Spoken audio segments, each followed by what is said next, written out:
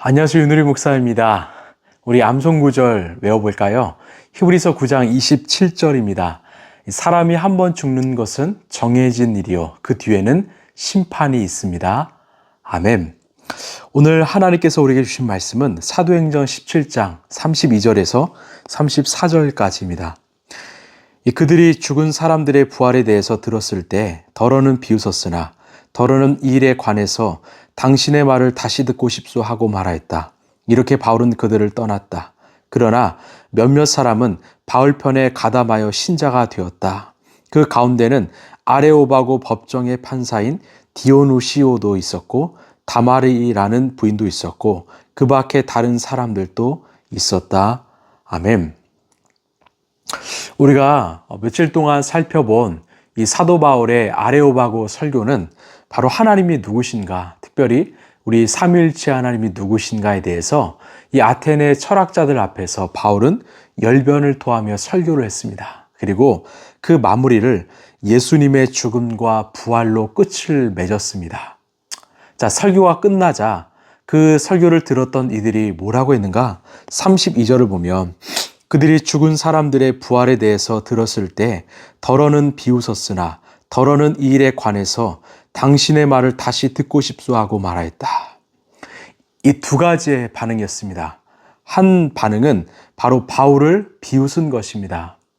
그 이유는 바로 지금 이 바울의 설교를 듣고 있는 이 철학자들은요, 대부분 그 영육 이원론을 신봉했습니다. 즉 영은 선하고요, 육은 악하다라는 것이죠.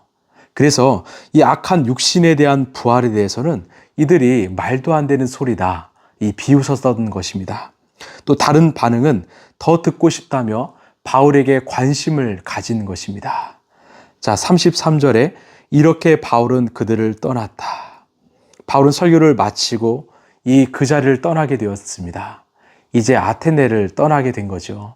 여러분, 그러나 이 아테네에서 사역이 끝난 것은 아니었습니다.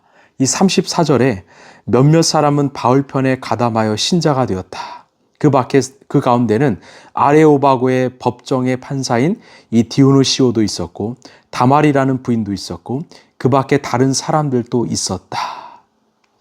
늘 성경에서 이 그러나가 나오면 늘 반전의 시작이지요. 여러분, 성경에서 그러나가 나오면 우리가 늘 주목했으면 좋겠습니다. 이 그러나 몇몇 사람은 바울이 전한 복음을 듣고 신자가 되었다고 말합니다. 그 신자 가운데는 이 아레오바고 법정의 판사도 있었고 또 여성도 있었고 몇몇의 사람들이 있었다라고 성경은 말하고 있습니다. 자, 사실 아테네의 많은 사람들이 그 바울이 전한 복음을 듣고 예수님을 영접하지는 않았습니다. 아마 극소수 정도 영접한 것 같습니다. 그러면 그 소수만 예수를 믿었다면 이 바울의 고생, 이 바울의 선교는 어떤 실패였을까요? 만약 세상의 기준으로 그것을 잣대를 판단한다면 이번 바울의 이 아테네 선교는 실패입니다. 그러나 우리 하나님의 기준 관점에서는 결코 실패가 아닙니다. 성공이지요. 승리이지요. 이런 우리 예수님도요, 3년간의 공생의 기간 동안 단 12명의 제자를 세우셨습니다. 그 중에 한 명은 예수님을 배반하고 은 30냥에 예수님을 팔아버렸습니다. 그리고 나머지 제자들도 그 예수님께서 로마 병정에게 붙잡히셨을 때 모두가 도망가 버렸습니다. 그러면 예수님도 실패하신 것이 아닙니까? 그러나 결코 아니었습니다. 그 나머지 11명의 제자들은 바로 민들레 홀씨가 되었습니다. 예수님이 부활하시고 예수님이 주시는 그 성령의 임재를 경험했을 때 그들은 새 사람이 되어서 이제는 전 세계로 흩어지는 이 복음의 씨앗이 되었습니다. 결국 단 한 사람이라도 예수님을 영접하고 예수님의 제자가 된다면 그 사역은 성공입니다. 가령 단 한 사람도 정말 제자가 되지 않더라도 예수님의 사역은 결국 실패는 없습니다. 그렇습니다. 한 사람 한 영혼은 이 천하보다 귀하다고 주님은 말씀하지요. 그 한 사람이 바로 세워지면 그 한 사람이 100명을 또한 1000명을 10,000명을 더 나가서 한 나라, 한 민족을 바로 세울 수 있습니다. 그것이 바로 우리가 볼 수 있는 성경의 스토리입니다. 그래서 우리는 나가야 하고 두드려야 합니다. 하나님 나라의 그 복음의 역사는 결코 실패는 없습니다. 우리가 최선을 다하지만 열매는 우리 주님의 몫입니다. 그리고 당장 열매가 맺지 않을지언정 훗날 하나님께서 또 열매 맺게 하시는 역사는 여전히 일어나고 있습니다. 우리가 할 일은요, 계속 두드리는 일입니다. 교회도 마찬가지죠.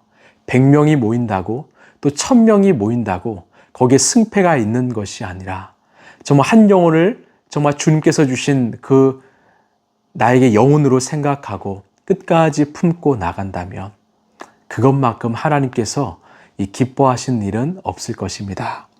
우리는 사순절을 보내고 있습니다. 우리 예수님 이 땅에 오셔서 철저하게 이 실패의 삶을 사셨습니다. 철저하게 또한 사람들에게 외면받고 버림받은 삶을 사셨습니다. 그러나 그 예수님의 실패는 우리에겐 승리였습니다. 예수님의 철저한 낮아짐은 우리에겐 승리였습니다. 예수님의 그 지극한 섬김은 우리에겐 승리였습니다.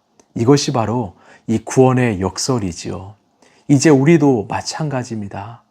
오늘 또 예수님은 이 땅에서 가장 연약하고 소외받는 이들과 함께 하십니다. 우리가 예수님을 만나기 위해서는 가장 낮은 곳으로 가장 연약한 자에게 나아가야 합니다. 우리가 그들을 위해서 시간을 내어주고 또 예수님의 은혜와 사랑을 베풀 때 주님께서는 그 영혼들의 마음을 바꾸어 주실 것입니다. 여러분, 아직 우리 주변에 예수님을 모르는 그런 이웃과 또한 친구와 친척들이 있습니까? 우리가 그분의 이름을 날마다 부르며 기도했으면 좋겠습니다. 정말 그 영혼을 위해서 우리가 함께 울어줬으면 좋겠습니다. 그때 우리 예수님께서 정말 우리의 그 기도에 응답하셔서 그들에게 생명과 사랑을 부어주실 것입니다. 이런 사명의 삶이 우리의 삶의 의미와 가치와 목적을 새롭게 할 것입니다. 여러분 기억하십시오. 하나님 나라는요, 많고 적음의 문제가 아닙니다. 바로 우리 마음 중심의 문제이죠. 한 영혼을 위해서 정말 눈물을 흘리며 울어주는 저와 여러분 되길 소망합니다. 그러한 삶은, 그러한 사명은, 그러한 사역은 언제나 그리스도 안에서 승리로 귀결될 줄로 믿습니다. 기도하겠습니다. 하나님, 바울이 정말 열변을 토해서 아테네 그 아레오바고 법정에서 복음을 전했지만 예수님을 영접한 사람은 정말 소수에 불과했습니다. 그러나 그 바울의 사역은 결코 실패가 아니었습니다.